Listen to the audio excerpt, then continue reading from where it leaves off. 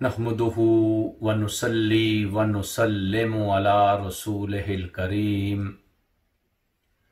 अम्मा बाद फ़अऊज़ु बिल्लाहि मिनश शैतानिर रजीम बिस्मिल्लाहिर रहमानिर रहीम इज़ यक़ूलु लिसाहिबिही ला तहज़न इन्नल्लाहा मआना सदक़ल्लाहुल अज़ीम इन्नल्लाहा व मलाइकतहु युसल्लूना अलन नबी या अय्युहल्लज़ीना आमनू सल्लू अलैहि व सल्लिमू तस्लीमा। अल्लाहुम्मा सल्लि व सल्लिम अला सय्यिदिना व मौलाना मुहम्मदिन व अला आलि सय्यिदिना व मौलाना मुहम्मदिन व बारिक वसल्लम। मेरे नहायत ही वाजिबुल एहतराम बरादरान इस्लाम, मुअज़्ज़ज़ सामीईन व नाज़रीन, गारे सौर वो मुक़द्दस गार है जिसमें हजूर नबी करीम सल्लल्लाहु अलैहि वालैहि वसल्लम अपने रफ़ीक़े ख़ास हज़रत अबू बकर सदीक रज़ी अल्लाह ताला अन्हो के साथ हिजरत के वक्त 3 रात जहां पे क़याम फरमाया था। गारे सौर जबले सौर के 4 गारों में से तीसरा गार है। 2 इसके ऊपर हैं और 1 उसके नीचे है। गारे सौर की खसूसियत सबसे बड़ी ये है कि गार के अंदर अगर कोई ऊंची आवाज से भी बात करे तो उसकी आवाज बाहर नहीं आती, और गार के बाहर अगर कोई आहिस्ता भी बात करे तो वो बात गार के अंदर पहुंच जाती है। अल्लाह के प्यारे नबी सैयदना अबू बकर सदीक रजी अल्लाह ताला अन्हो के साथ उस गार की तरफ जा रहे हैं। अंधेरी रात है, हू का आलम है, दुश्वार गुजार सफर है, और जहां रास्ता ज्यादा कठिन हो जाता था, सैयदना अबू बकर सदीक रजी अल्लाह ताला अन्हो अपने प्यारे महबूब आका को अपने कंधों के ऊपर उठा लेते थे। चलते चलते गार के किनारे पे पहुंच गए। जब गार के किनारे पे पहुंचे, सैयदना अबू बकर सदीक रजी अल्लाह ताला अन्हु अर्ज करते हैं, वल्लज़ी बाअसका बिल हक, अल्लाह के नबी मैं आपको उस जात का वास्ता देता हूं जिसने आपको हक के साथ मबूस फरमाया है। ला तुदखिलहु हत्ता अदखुल क़ब्लका व इन कान फीहि शैउन नज़ला बी क़ब्लका। अल्लाह के नबी आप गार के अंदर दाखिल नहीं होंगे हत्ता कि मैं गार के अंदर दाखिल हो जाऊं। अगर गार के अंदर कोई मूजी चीज हो वो सबसे पहले मुझे नुकसान पहुंचाए, मुझे तकलीफ पहुंचाए। इसलिए अल्लाह के नबी आप बाहर आराम फरमाएं, मैं गार को जाकर आपके शायाने शान सफाई करता हूं, उसको आरास्ता करता हूं कि आज 2 जहां के सरदार इस गार के अंदर तशरीफ ला रहे हैं। सैयदना अबू बकर सदीक रजी अल्लाह ताला अन्हो गार के अंदर गए, जाकर गार को साफ किया, जितने भी सुराख थे कपड़े के साथ बंद कर दिए, सारे गार को साफ किया। कपड़े के साथ बंद करने के बाद कपड़ा खत्म हो गया, लेकिन एक सुराख बाकी बच गया। सैयदना अबू बकर सिद्दीक रजी अल्लाह ताला अन्हो सोचने लगे, मैं इसके ऊपर अपनी एड़ी रख दूंगा। अल्लाह के नबी जब अंदर तशरीफ लाएंगे, अगर इस सुराख से कोई मूजी चीज निकली तो मेरी एड़ी आगे होगी, मुझे तकलीफ पहुंचेगी, अल्लाह के नबी को तकलीफ नहीं पहुंच सकती। अर्ज किया, अल्लाह के नबी अंदर तशरीफ ले आए। आप अंदर तशरीफ ले गए। सैयदना अबू बकर सिद्दीक ने अपनी एड़ी उस सुराख के ऊपर रखी। अल्लाह के नबी हजरत अबू बकर सिद्दीक की गोद में अपना सर मुबारक रखकर आराम करने लगे। कुर्बान जाऊं हजरत सैयदना अबू बकर सिद्दीक रजी अल्लाह ताला अन्हो की किस्मत के ऊपर आज अल्लाह के नबी के रुखे वद्दुहा का दीदार बगैर किसी हिजाब के कर रहे हैं, बगैर किसी पर्दे के कर रहे हैं। अल्लाह के नबी के चेहरे से निकलने वाले जो नूर की शुआएं थी उनका मुशाहदा कर रहे हैं। आंखें हैं कि थकती नहीं हैं।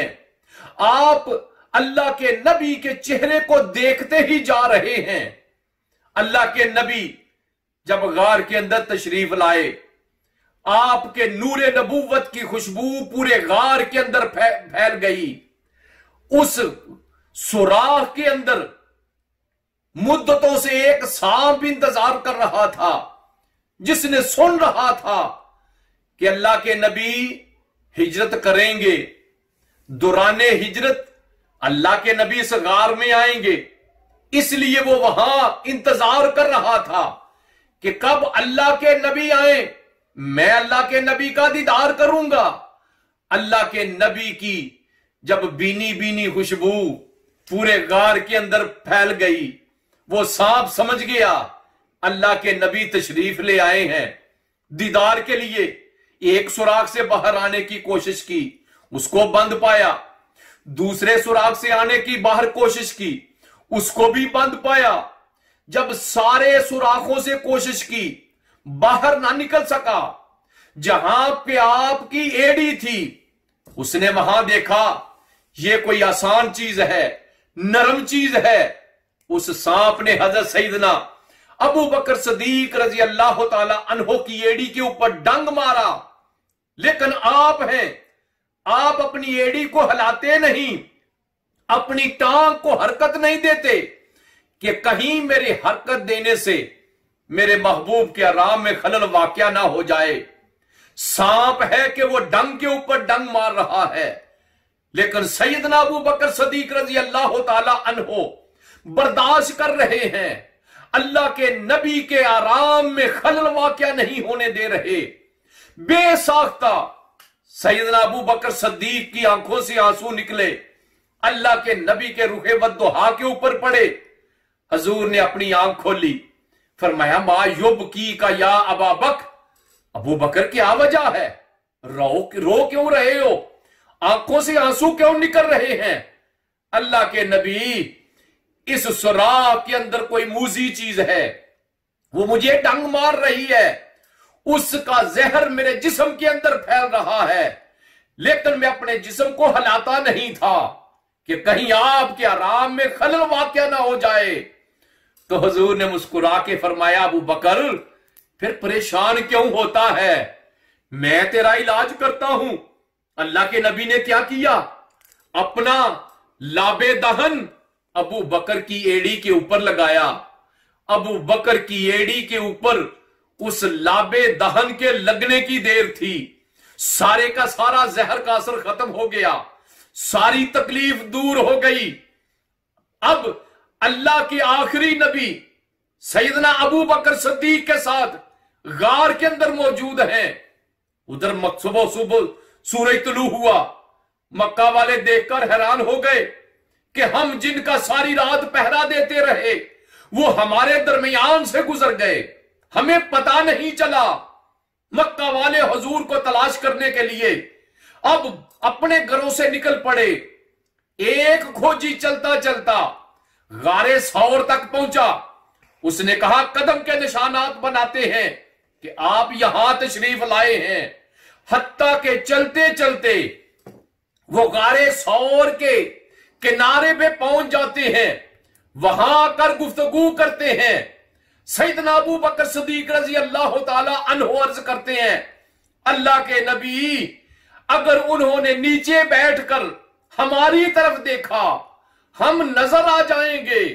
जब हजूर ने यह सुना तो फरमाया, अबू बकर परेशान क्यों होता है, गमगीन क्यों होता है? या अबा बकर मा ज़न्नो का बे इस्नैन अल्लाह सालिसुहुमा। अबू बकर क्यों गमगीन होता है? उन दो के साथ जब तीसरा अल्लाह है तो फिर घबराने की क्यों जरूरत है?